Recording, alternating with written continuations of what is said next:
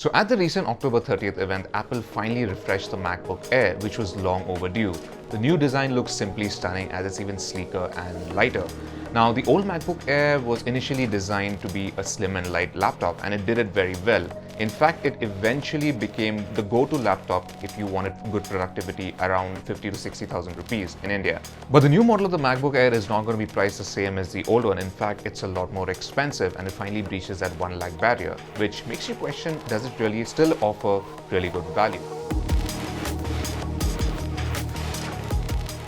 So we have Jamshed Avari with us today, who is a resident laptop expert. So Jamshed, what do you think about the new MacBook Air? Does it still carry the same ethos and the principles of the old one? And is it still good value for money even at this increased price? So let's just establish our baseline here, which is the specifications of the new MacBook Air.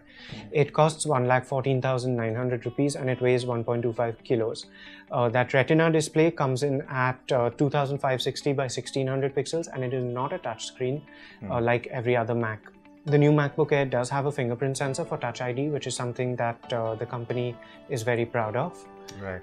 The CPU in question is a dual-core 8th generation Intel Core i5 running at 1.6 gigahertz. There's only a 128 GB SSD on the lowest price model, and if you want to pay more, of course, you can go up to 256. There's 8 GB of LPDDR3 RAM and a battery that promises 13 hours of video. Now, we're also using Intel's integrated graphics, and the thing that you should know most of all is that there are only 2 ports on this laptop. There are 2 Thunderbolt 3 ports. These do allow you to get USB 3.1 Gen 2 output, Thunderbolt output, DisplayPort video output, and a wide variety of other things, but they are limited because you will need adapters. And the only other thing that there is a 3.5mm socket for your headphones or headset. There is no SD card slot, and everything else has been dropped. Also, if you're charging your new MacBook Air, you're going to occupy one of those Thunderbolt ports. So basically dongle life for Pretty the much. MacBook Air. Yep. Okay. Yep. So maybe we can dive into some of the Windows alternatives at this price? Yes. Yeah. So what do we have first? We're starting with Dell, which has 2 versions of the XPS 13 available right now, the current generation and the previous generation. Okay. Now, the current generation is also super slim and only has Thunderbolt ports, but for that reason, the previous generation is still available. And there are various variants at different price points, but I've chosen a variant of the previous gen XPS 13, which is called the 9360, which is priced at 1,20,990, which is slightly higher than the MacBook Air. Right. But what you get is a slightly lighter package at 1.22 kilos, a 13.3-inch touchscreen with a resolution of 3200 by 1800, which is slightly higher. Right. This one does not have a fingerprint sensor, but it does have a quad-core Core i7 processor, also in the 8th gen, which should be leagues ahead of the MacBook Air in terms of power.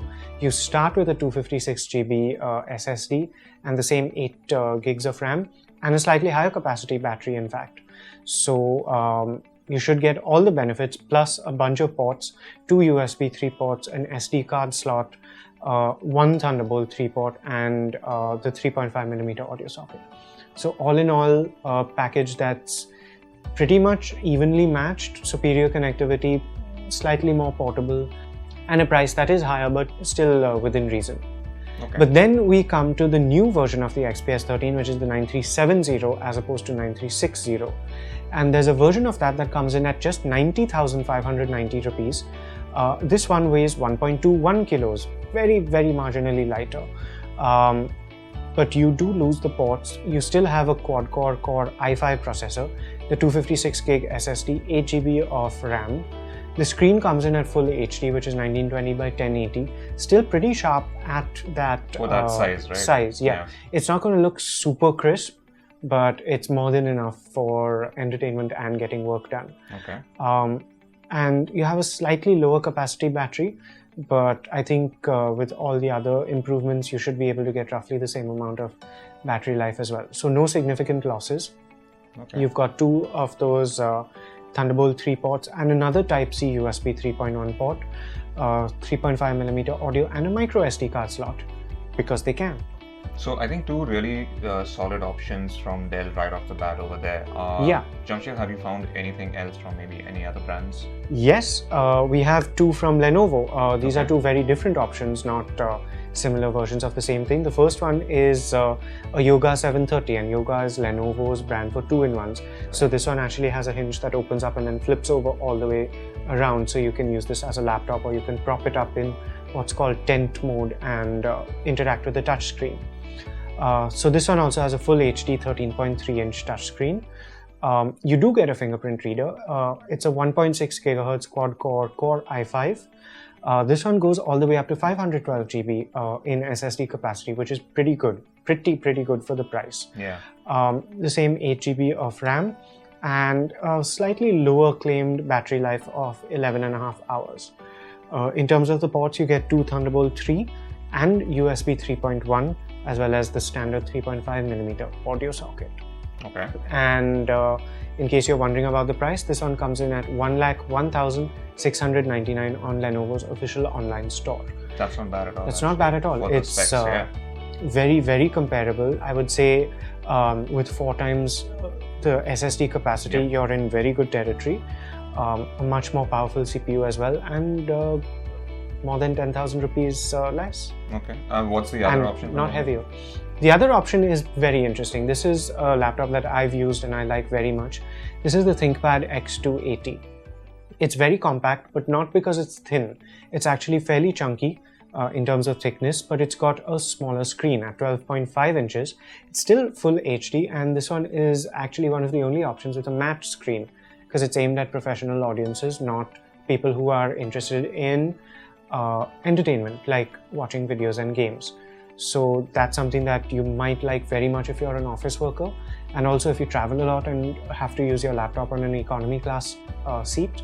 So it'll fit a little better because of the overall more compact dimensions. So you do get a fingerprint reader here. You get the same 1.6 gigahertz quad-core Core i5, 512 GB SSD, which we're always happy to see, Right. 8 GB of RAM, and a claimed 13-hour battery life, which matches what Apple says. Pretty impressive for a Windows laptop. Very impressive, yes. It's built very well, again, which is pretty standard for ThinkPads. It's got the metal hinges and reinforced body, and you get the assurance of a ThinkPad, which for corporate buyers is a pretty big deal.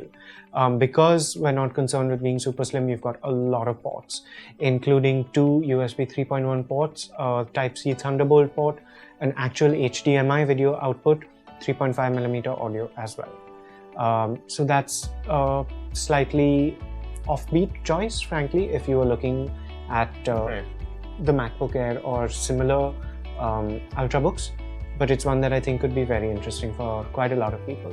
I think we've seen two solid options from Dell and two solid options from Lenovo. Yes.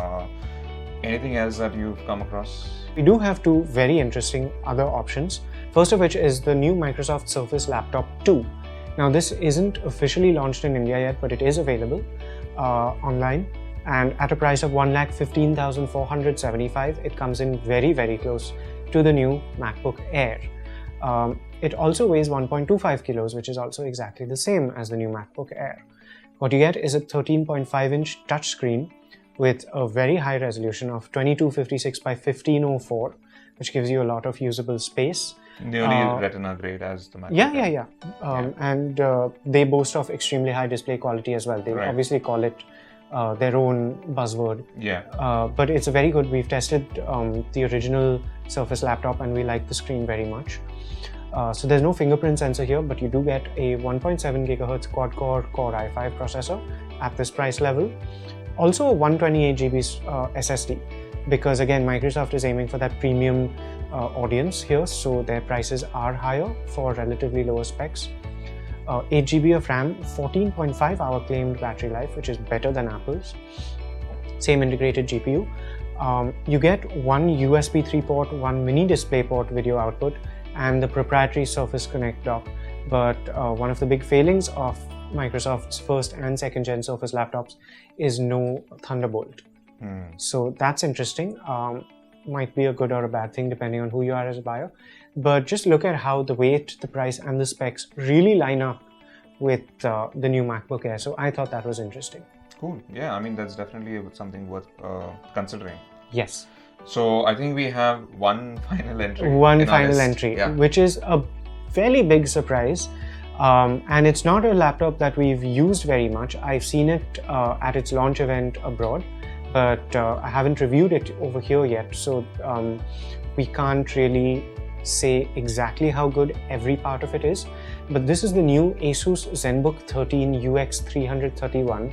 And right off the bat, I'm just going to say it comes in at just 84,999 rupees, which is pretty impressive considering what I'm about to tell you right now. First of all, the weight, and let's just recap. The new MacBook Air is 1.25 kilos and the rest of them have been 1.16 to 1.25 kilos. The new ZenBook 13 comes in at 0.8 kilos. Wow. Yeah. So if you're looking at something that's extremely portable, if you just want to, throw it on your bag and wander around the whole day, work outdoors, not worry about back strain or, just generally not be weighed down, this could be a very, very interesting option. So it also has a 13.3 inch screen coming in at Full HD 1920 by 1080, which is pretty good. As we've said before, no fingerprint sensor, but at this price, you still get a 4 GHz quad-core Core i7 processor. Okay. And a 512 GB SSD. Wow. Okay. Yeah. So this actually starts at around 60,000 rupees for a version with less storage and a lower-end Core i5 processor. But here's what we've got, and these are the official prices. 84,990 rupees for a quad-core Core i7, 512 GB SSD, 8 gigs of RAM, and coming to the ports, which is the big criticism of the MacBook Air again, you've got 2 standard USB 3 ports, 1 USB 3.1 Type-C port, so no Thunderbolt, but I think that's understandable. Right. A micro SD card slot, HDMI video output, and good old 3.5mm audio. And on that note, there's competition not just from Windows laptops, but also from within the MacBook lineup. Because with these new prices that Apple has just put out, the 12-inch MacBook and the 13-inch MacBook Pro without the touch bar both now start at 1,19,900 rupees, which makes them just slightly more expensive than the new MacBook Air.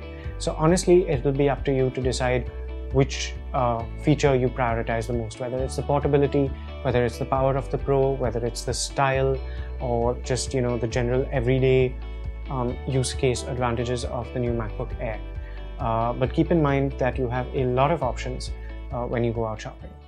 So I think this was definitely a really good eye-opener to see what are the options you have around that price of the new MacBook Air. Let us know your thoughts on what you think about the pricing of the new MacBook Air, and would you be getting it, or would you consider some of these Windows alternatives, which definitely offer, at least on paper, a lot more power and a lot more features. So we'll link all the laptops that we mentioned here in the description or in the video, so do check them out. And for all things tech, thanks for watching once again, and log on to gadgets360.com.